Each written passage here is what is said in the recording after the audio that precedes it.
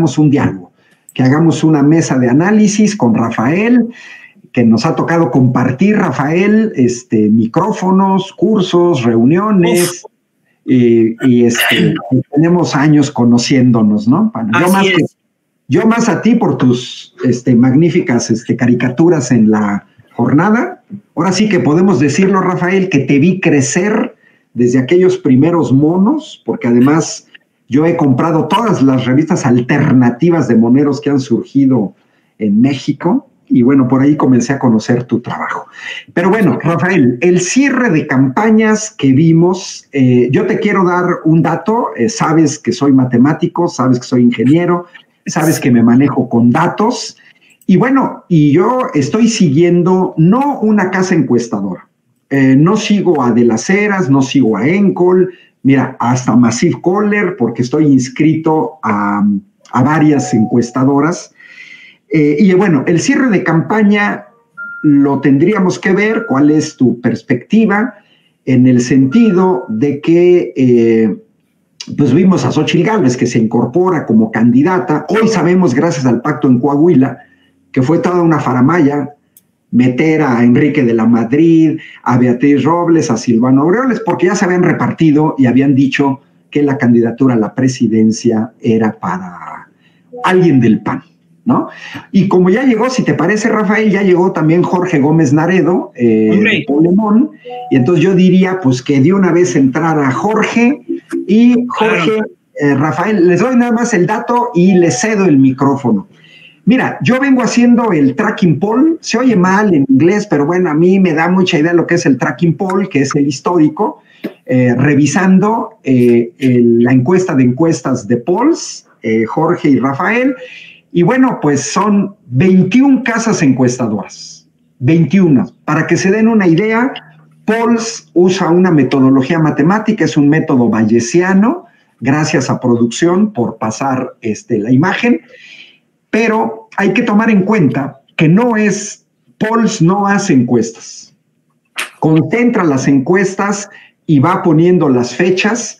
Estamos en fechas de publicación, porque viene el histórico, pero ellos toman en cuenta a Covarrubias, a Consulta Mitofsky, a Demoscopía Digital, lo que publica El Financiero, lo que publica Encol, incluyen incluso a GEAISA, a México Elige, a Rubrum, a TR Research, a Z2, etc. Bueno, ¿qué hace Polls?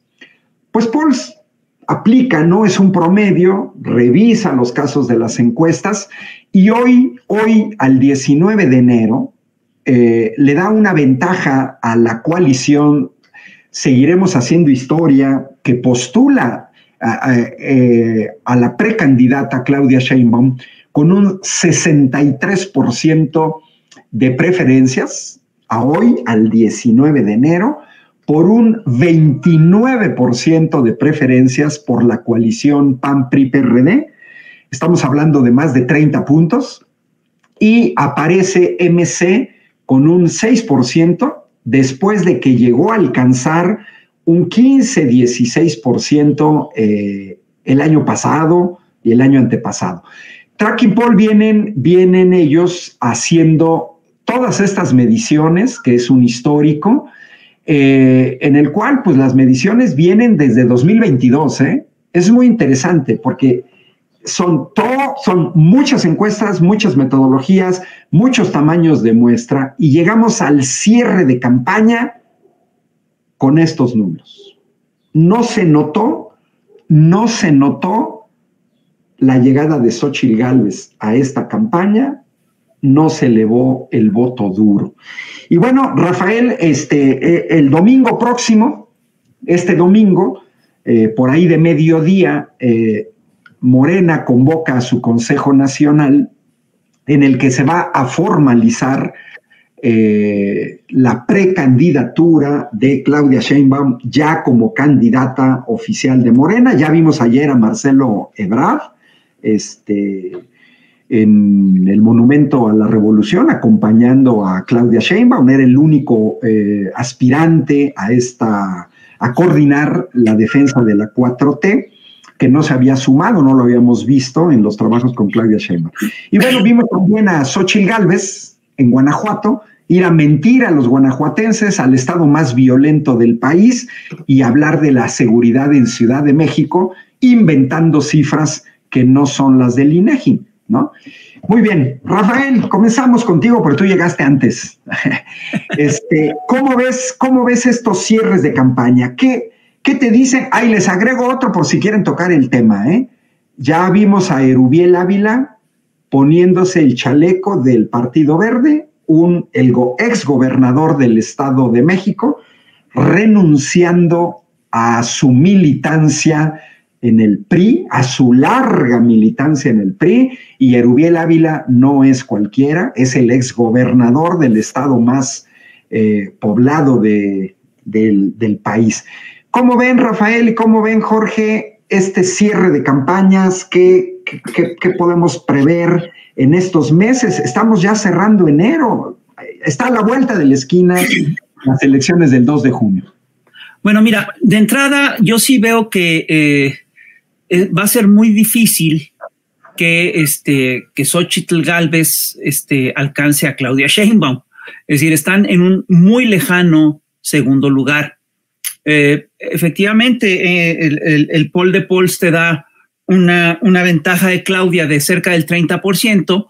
Hay encuestadoras que le dan arriba que le dan aún más, pero en el peor de los casos, en la peor de las encuestas, llevará a poco más de 20% de ventaja, y nunca, es decir, tendría que pasar una cosa muy grave, muy seria, para que Xóchitl Gálvez revirtiera esta tendencia. Y esto que te dicen las encuestas se reflejó con mucha claridad en los cierres de campaña. Xóchitl Gálvez cerró campaña pues en una entidad chica, que es un bastión del PAN, en Acámbaro, ¿no? Donde jaló a liderazgos del PRI, del PAN, del PRD, ¿no? Se vio cómo cerraron filas estos actores, y la verdad es que nunca fue, no fue un cierre tan espectacular como el que merecería una candidata presidencial que aspira a llegar a la primera magistratura. El discurso, sin lugar a dudas, fue mejor que otros discursos que había tenido antes. También pienso que es un disparate decir que es un discurso como el de John F. Kennedy, como el de Martin Luther King. Eso pues, no tiene mucho sentido. Que con revisar el discurso, pues queda claro que no tiene esos vuelos, pero y también está el detalle, pues que lo hizo en teleprompter, ¿no? Es decir, que tenía 6 pantallas de teleprompter para que no se le fuera el discurso. El discurso, esto contrasta con el cierre de campaña de ayer de Claudia Sheinbaum, que fue realmente masivo. Fue en el Monumento a la Revolución y quedó desbordadísimo el Monumento a la Revolución. Es decir, las calles aledañas estaban saturadas. Es decir, hubo un radio de gente que efectivamente pues llenó el Monumento a la Revolución y bueno, pues las calles de al lado. Fue una marea humana muy importante, y ahí también hubo un cierre de filas. Es decir, no solamente estuvieron los candidatos de la encuesta interna, estuvieron todos ahí. Es decir, la novedad es que estuvo además también Marcelo Ebrard, lo que te habla efectivamente de un esfuerzo de cerrar filas adentro del partido, te habla de la intención de hacer un proceso unificado, te habla de que Morena no se desbarató, ¿no? Cosa que es muy importante en estos procesos. Y lo que quiero decirte es que el discurso de Claudia a mí me pareció muy bueno. Es un discurso que contrasta con el de Xóchitl Gálvez, porque Xóchitl Gálvez dice, vamos a hacer, es muy chistoso porque Xóchitl Gálvez, sus mejores propuestas de campaña son, digamos, el retomar las propuestas del gobierno de López Obrador. Dice que no va a retirar los programas sociales, ¿no? Cosa que sería difícil porque ya están elevados a rango constitucional, pero que además la gente ya los hizo suyos, ¿no? y hay que decirlo, son programas contra los que votó el PAN. Son programas que el PAN buscó detener en su momento. Y yo sí estoy convencido de que Xóchitl Gálvez va a hacer lo mismo que haría que haría Milei, ¿no? Que es que en cuanto llegue al gobierno trataría de desmantelarlos, porque ese es el proyecto histórico del neoliberalismo panista. Y esto contrasta con el proyecto de Claudia Sheinbaum, que trae propuestas muy claras. La propuesta de Claudia Sheinbaum es básicamente profundizar la cuarta transformación. Y fíjate que hizo una cosa muy interesante porque convocó a un grupo plural para que revisara todo lo que se había dicho en la consulta, ¿no? Y hizo propuestas muy claras, ¿no? Habló de darle apoyo a los niños, habló de hacer trenes de pasajeros y enumeró 6 líneas de trenes de pasajeros, es decir, no dijo cosas abstractas, habló de consolidar la ciencia, el arte, la cultura, es decir, hizo propuestas que son muy concretas y además que son muy factibles. Eso, por supuesto, que se puede hacer. Y yo te voy a decir lo que a mí me preocuparía de la campaña de Claudia Sheinbaum. Lo que a mí me preocuparía de la campaña de Claudia Sheinbaum es que Morena y sus aliados se confiaran y dieran por terminada la contienda.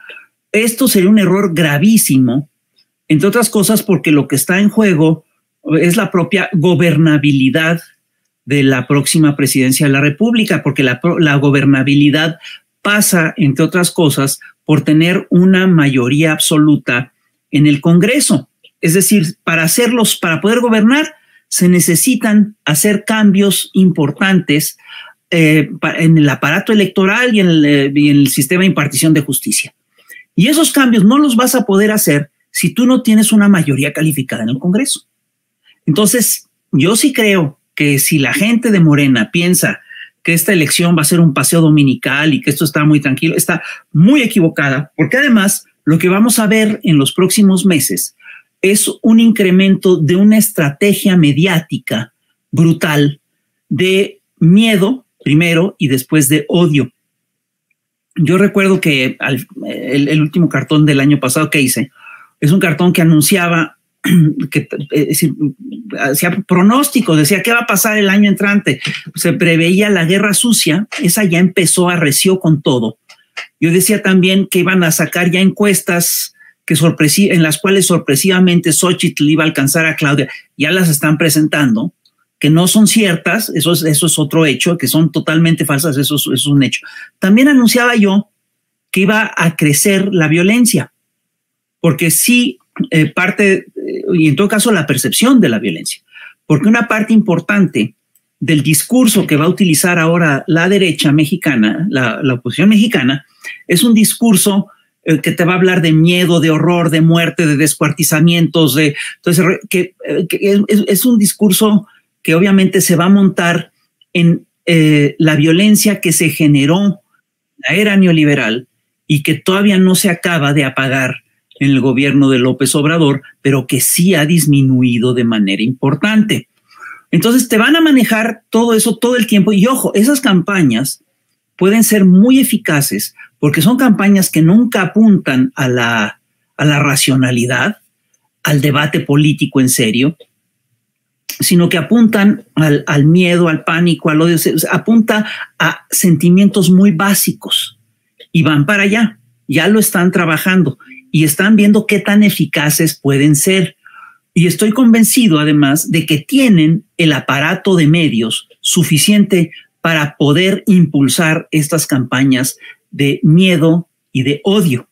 Entonces es lo que vamos a ver. Y ahí se va a estar jugando en buena medida también el plan C, el lograr la mayoría calificada, la mayoría absoluta, pues, en el Congreso. Y hay otra cosa que también me preocupa, y es que cuando el enemigo externo desaparece, aparecen los enemigos internos. A mí me preocuparía que Morena, en un momento en el que se necesita de unidad, se necesita incluso de inclusión, se necesita jalar a gente de otros lados, me preocuparía que Morena empezara a darle lugar a los pleitos internos. Eso es una cosa que se tiene que resolver antes de las campañas. Se tiene que decir, yo por lo que he podido ver, Morena ha logrado una unidad y una cohesión muy importantes, pero hay que poner el acento en esas cosas.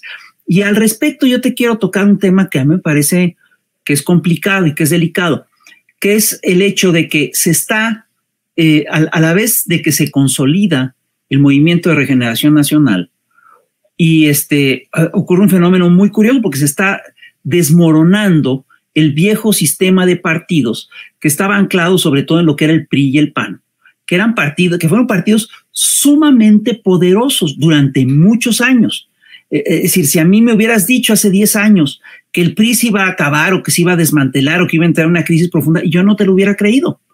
Es decir, ahorita el PRI está en una crisis profunda, el PAN también, y está en una crisis de credibilidad, y lo que está saliendo es brutal. Todas sus causas son un fantasma. Esta cosa que te dicen, estamos defendiendo a los órganos, a los organismos descentralizados, y que después te presentan un documento en el que ves cómo se los reparten, es increíble. Que te digan, estamos defendiendo el aparato de impartición de justicia, y que después en ese mismo documento veas cómo se reparten a los jueces y cómo ellos avalan jueces. A mí también me parece increíble. Y me parece que los está llevando a una bancarrota histórica, que además en esta bancarrota se están acompañando de la crisis brutal que tiene el neoliberalismo a nivel internacional. Entonces, todo esto se está dando, y cuando se fractura ese partido, cuando se empiezan a fracturar esos partidos, pues la gente que sale, muchos de los liderazgos pequeños y locales buscan reacomodo, y efectivamente estamos viendo cómo muchas de esta gente se realinea en Morena, en el PT, otros se irán a Movimiento Ciudadano, etc. Y Movimiento Ciudadano se está consolidando como el partido alternativa, ¿no? Ante el partido de oposición alternativo, ¿no? Eso es al único a lo que aspira.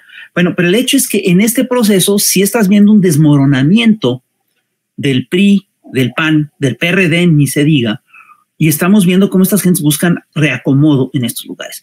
Y hay zonas del país en las cuales, sobre todo en los estados muy conservadores, hay zonas en las cuales el Morena, si realmente le interesa llegar a gobierno, si realmente le interesa lograr el plan C, pues sí va a tener que, para ganar, hacer alianzas con algunos de estos sectores que se están desgajando.